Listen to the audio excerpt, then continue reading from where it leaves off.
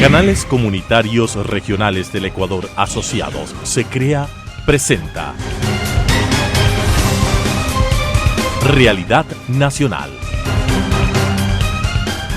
Amigos, qué gusto estar con ustedes como todas las semanas en el espacio de SECREA de los canales comunitarios y regionales del Ecuador Asociados, que gracias a la transmisión de 45 canales de televisión se difunde este espacio todas las semanas en Costa, Sierra, Oriente y Galápagos. En esta ocasión nos acompaña el doctor César Alarcón Costa, quien es director de la Academia Nacional de Historia y adicionalmente a eso director ejecutivo de la Fundación Ecuatoriana de Desarrollo, presidente del directorio de RTU y autor de varios libros, artículos históricos y el muy reconocido Diccionario Biográfico Ecuatoriano. Qué gusto que nos acompañe en SECREA, bienvenido. Un gusto, para mí es un privilegio asistir a este importantísimo programa. Muchísimas gracias y bienvenido nuevamente. Vamos a hablar de historia. Como justamente César Alarcón es director de la Academia Nacional de Historia, hace pocas semanas elegido, ¿cuántos años tiene la Academia de Historia y qué personajes impulsaron su creación? La Academia Nacional de Historia fue fundada por el arzobispo de Quito, Federico González Suárez, el 24 de julio de 1909. Ahí coinciden dos fechas escogidas con criterio histórico. 24 de julio, el natalicio de Simón Bolívar, el Libertador. Y en 1909, al cumplirse 100 años del primer grito de la independencia. Entonces, confluyen esas dos fechas y Federico González Suárez funda lo que originalmente se llamó la Sociedad Ecuatoriana de Estudios Americanos. En 1920, el Congreso Nacional le convierte y le da el nombre de Academia Nacional de Historia. Entonces, estamos hablando de una institución que en el próximo julio cumplirá 114 años de vida institucional, en la que ha asumido la tarea de investigar y recuperar para la memoria colectiva la trayectoria de toda nuestra nación ecuatoriana desde sus orígenes y se mantiene vigente. Con este importante organismo que tiene el Ecuador, ¿cuál podríamos decir para quienes no conocen de la Academia Nacional de Historia y quienes están un poco alejados de la lectura y obviamente de la historia ecuatoriana? ¿Cuál es la misión de la Academia? ¿Cuál es el fundamento de este organismo? Si se parte de una frase muy célebre dada por un pensador político, orador romano, Cicerón, él dijo una frase muy certera: la historia es la maestra de la vida. ¿Por qué? Porque solo conociendo la historia se conocen los aciertos y los errores que se han cometido por parte de la humanidad a lo largo del tiempo. Entonces, la historia es la maestra que enseña qué es lo que no se debe volver a hacer para poder avanzar. Por eso, la historia tiene como misión investigar las raíces de las sociedades, enseñar a sus integrantes cuáles han sido sus momentos más importantes y de gloria, pero a su vez los momentos de crisis, los errores que se han cometido para evitarlos. ¿Y por qué esto? Porque la especie humana apenas existe 200,000 años. O sea, la quinta parte de 1,000,000. Es la especie más nueva que existe en el planeta. Pensemos, por ejemplo, en los dinosaurios. Los dinosaurios dominaron todo el planeta Tierra alrededor de 200 millones de años. Y los humanos no alcanzamos a vivir ni siquiera 1,000,000 todavía. Por eso es que somos copia genética del primer humano. En estos 200,000 años no nos ha salido sexto dedo, tercer ojo. No, somos la copia genética. Por lo tanto, pero dotados de una inteligencia única, que es lo que nos ha permitido en apenas 200,000 años transformar al planeta. Lo que antes eran simples campos selvas o desiertos o montañas, ahora pues es carreteras, ciudades, vías y dominar en el espacio la comunicación satelital. Todo esto es creación de la inteligencia humana. Y es esto lo que la historia nos enseña, cómo ha avanzado la humanidad. De ahí entonces lo que queda claro es lo importante de la historia en el sentido objetivo de conocer quiénes son nuestros antepasados y una primera parte quiénes son nuestros familiares, hace 2, 3, 4, 5 o más generaciones. ¿La Academia Nacional de Historia tiene núcleos provinciales o está centralizado específicamente en un organismo que está en Quito? Tiene capítulos provinciales. Nos falta, por ejemplo, en algunas provincias de la Amazonía, pero tiene capítulos provinciales y nos hemos propuesto en este periodo de 2 años del directorio impulsar la investigación provincia por provincia, de tal manera que la idea es hacer una enciclopedia de la historia nacional mediante un tomo por provincia, de tal manera que allí esté la historia de los cantones, de las parroquias, de las tradiciones, de los personajes, de los emprendimientos que se ha hecho provincia por provincia a lo largo del tiempo. ¿Por qué? Porque la historia es la secuencia de los emprendimientos. Si una colectividad no emprende en nada, ¿qué se puede decir de esa comunidad? Nada.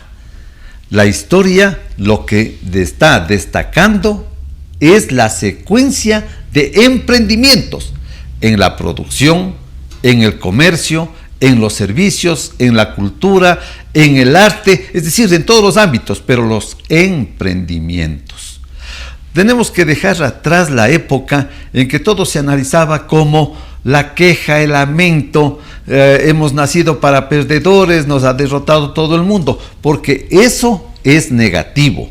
Debemos destacar los personajes y las comunidades que han sido capaces de crear, de innovar, de impulsar nuevas actividades que han dado pues capacidad de atender las necesidades básicas de la comunidad.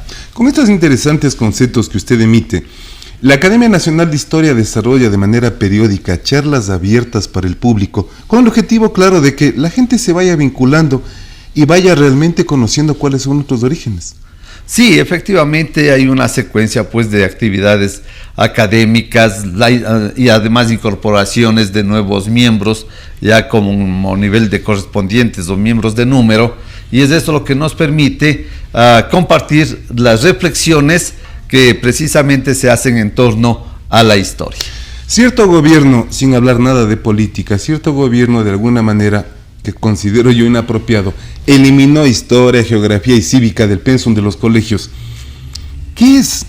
¿Y qué es lo que hace un historiador para fortalecer, potencializar y proyectar a un país y a sus nuevas generaciones? Este tema es muy importante y gracias por la pregunta. Cuando los seres humanos pierden conciencia de sus raíces y de sus ancestros, entonces deja de encarnar ese potencial que ha impulsado a su comunidad. Vamos a poner un ejemplo. En la historia tradicional del Ecuador, ¿qué figura de guerreros indígenas se destacaron? Y hasta se puso su rostro en un billete. Fue la imagen de Rumiñahui. Efectivamente.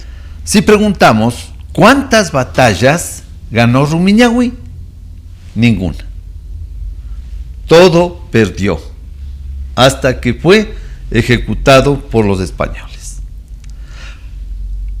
¿Por qué? Ahí viene la pregunta, ¿por qué no hemos destacado la figura de Atahualpa? Atahualpa, cuando muere su padre Huayna Cápac y se da cuenta de que Atahualpa era un guerrero muy inteligente, un líder con cualidades excepcionales, Huayna Cápac dice, no, este joven que asuma el reinado de lo que antes fue el reino de Quito, heredado de su madre. Y el resto del Tahuantinsuyo le dejó a Huáscar. Así es. Pero imaginémonos y dimensionemos. Atahualpa ya asume el reino de Quito, Huáscar se queda con el sur del Tahuantinsuyo, pero dimensionemos.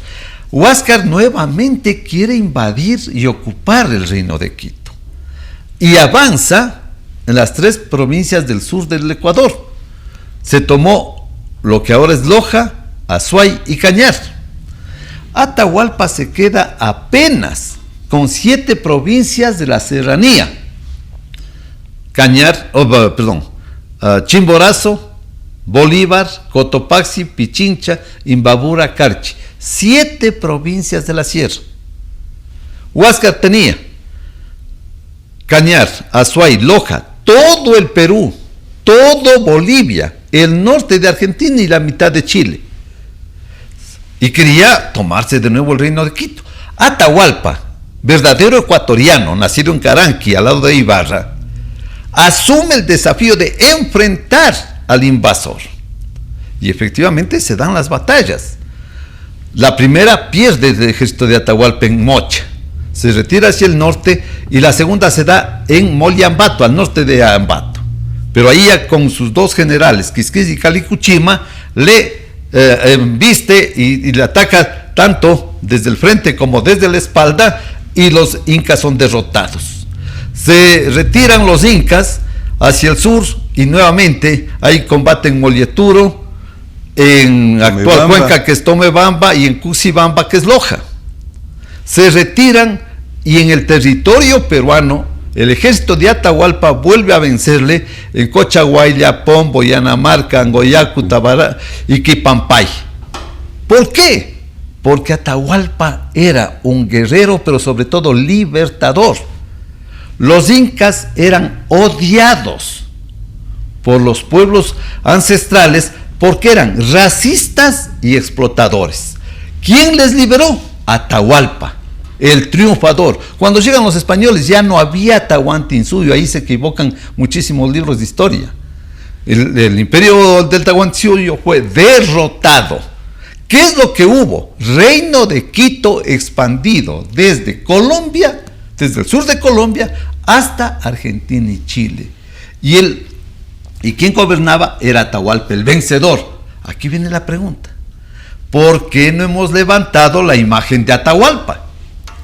¿Qué pasaría si los jóvenes estudiaran historia, conocieran a Atahualpa y su gran trayectoria, sus triunfos, y de haberse constituido en el rey de todo este nuevo imperio que era el reino de Quito expandido? ¿Qué pasaría si en cada joven vibrara ese Atahualpa? Nuestros jóvenes serían vencedores, guerreros, triunfadores, emprendedores. Eso es lo que da la historia. ¿Para qué se quitó la historia del pensum de estudios? Para que los jóvenes no conozcan estas raíces y más bien se pierdan en la superficialidad de las imágenes que le dan las redes sociales. Las redes sociales. Entonces cae en lo simplemente emocional, en la superficialidad. Ya no se lee, ya no se estudia, no se tiene conocimiento de las raíces y entonces se pierde la juventud. Debería ser entonces un propósito fundamental de cualquier ecuatoriano, hombre o mujer, que pretenda lanzarse a la presidencia de la República, de instaurar de manera inteligente, objetiva, futurista, un verdadero conocimiento de nuestra historia ecuatoriana. Obviamente, esa es la tarea central.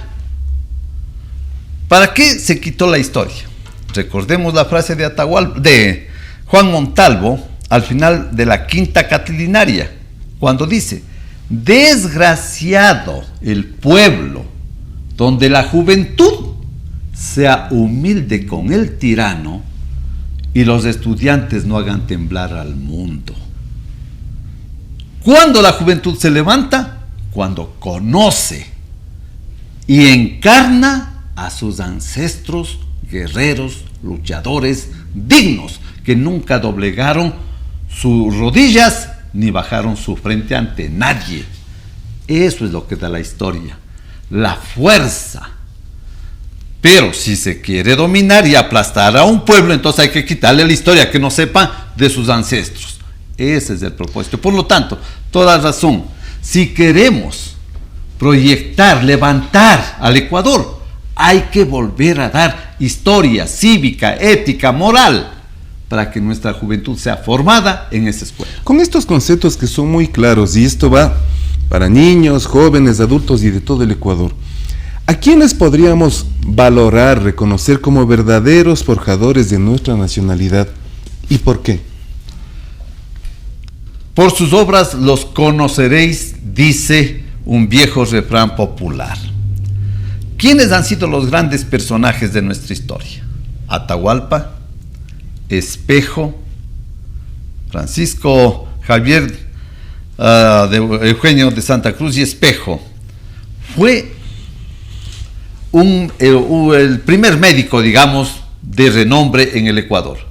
Pero, por ejemplo, cuando él escribe las reflexiones en torno a la viruela, como comentario a un libro que escribe en España el doctor Francisco Gil, ese texto que hace Eugenio de Santa Cruz y Espejo, escribe en 1785, se envía a España, lee el autor y leen en España y se dan cuenta el nivel científico que tenía Espejo, y en la segunda edición de ese libro ya le incluyen las reflexiones del texto de Espejo.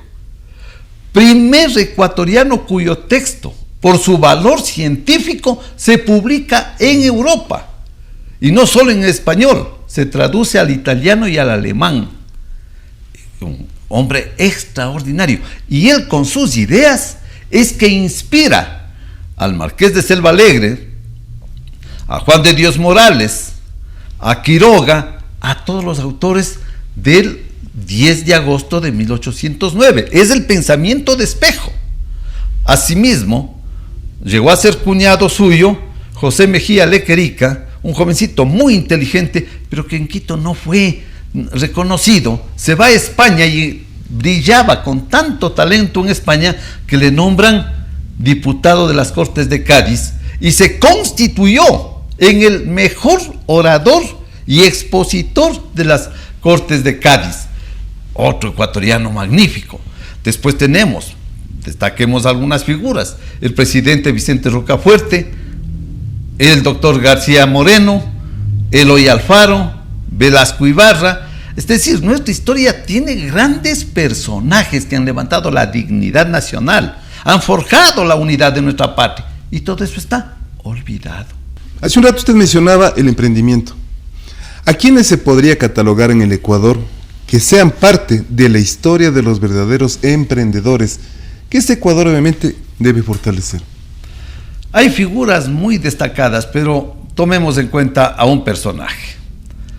Hace unos 40, 50 años, el hombre más rico del Ecuador era Luis Noboa Naranjo.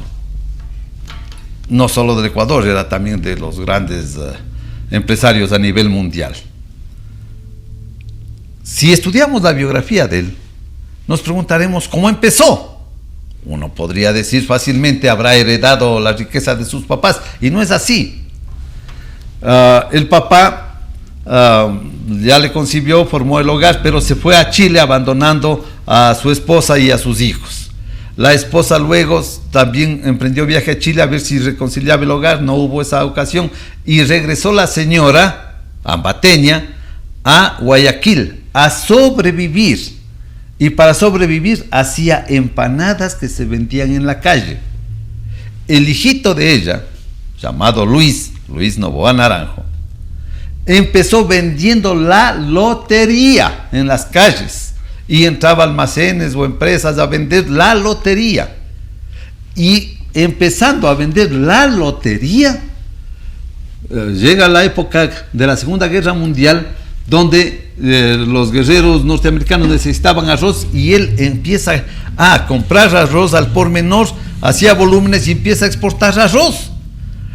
Luego se convierte pues en uno de los impulsores del cultivo de banano y exportadores y comercializadores del banano, y se convierte en el hombre más rico del Ecuador durante muchos años. ¿Cómo empezó? Vendiendo la lotería. ¿Qué pasa si en lugar, por ejemplo, en nuestro sistema educativo, en lugar de formar jóvenes para que saquen un título y busquen un empleíto, Y se decía antes, y si es del Estado mejor, porque hijito vas a tener una Trabajo jubilación fijo. segura, vas a tener una bonita vejez. En lugar de formar para empleados, se formara desde la escuela para desarrollar iniciativas y poner negocios y ser emprendedores, empresarios. Los jóvenes podrían hacer de la tienda de los papás un supermercado. Podrían hacer del taxi del papá el inicio de una empresa de transportes.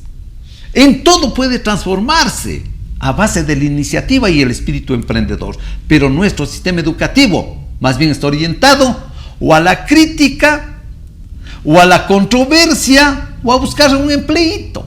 Eso no sirve y por eso está nuestra patria limitada. Lo que debemos formar es jóvenes que de la ciencia y la tecnología hagan instrumentos para emprender, modernizar, innovar, inventar y hacer de los pequeños negocios las raíces de las grandes empresas del futuro. Este es el cambio esencial que nos enseña la historia. Y ejemplos podemos hablar no solo de Luis Noboa Naranjo, de muchísimos empresarios exitosos que han empezado pobres y han sido capaces de edificar empresas triunfadoras. La academia y la universidad ecuatoriana debe entender también este compromiso de que sus nuevos profesionales salen con el título a buscar, como usted acaba de mencionar, un empleito o un trabajito. Es hora de que la universidad también un poco se dé cuenta de que los jóvenes tienen que forjar el nuevo Ecuador. Finalmente, la Academia de Historia fortalece sus acciones en base a convenios nacionales, internacionales, tal vez con otros organismos similares. Depende de los momentos y depende de las circunstancias. Se realizan proyectos en convenio con instituciones, pero sobre todo mediante el desarrollo de iniciativas de investigación histórica que nos permiten recuperar la base y el fundamento de nuestra nacionalidad. Las condiciones pues para negociar o llegar a acuerdos institucionales es muy importante y en eso todo el tiempo se ha mantenido esa preocupación para buscar. ¿Y en relación con la Academia Militar de Historia? Totalmente, son instituciones fraternas, de tal manera que tengo pues la condición de ser miembro tanto de la una como de la otra academia y hay una relación de armonía, de acuerdo, de apoyo mutuo, porque obviamente la historia militar es parte de nuestra trayectoria nacional. Una condición mental muy especial dedicarse a la historia, porque obviamente tiene que relacionarlo con planos filosóficos también. ¿Por qué usted, como ecuatoriano, graduado en el Colegio Mejía, líder estudiantil en su época, se dedicó también a la historia con mucho ahínco? Porque en la historia está el fundamento de la patria. Pensemos en un árbol, por grande que sea. ¿Qué pasa si al árbol se le corta la raíz? Se cae. Puede ser un árbol tan gigante como el eucalipto, cortada la raíz se cae. Solo manteniendo la raíz, el árbol se sostiene, se proyecta y crece. Entonces la preocupación por la historia es precisamente esa. Es la esencia de la proyección de la patria.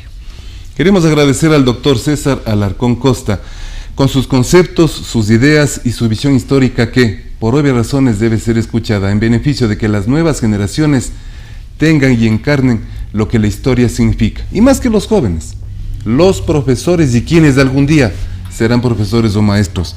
Gracias al doctor César Alarcón Costa, director de la Academia Nacional de Historia, y con ustedes amigos, hasta la próxima semana.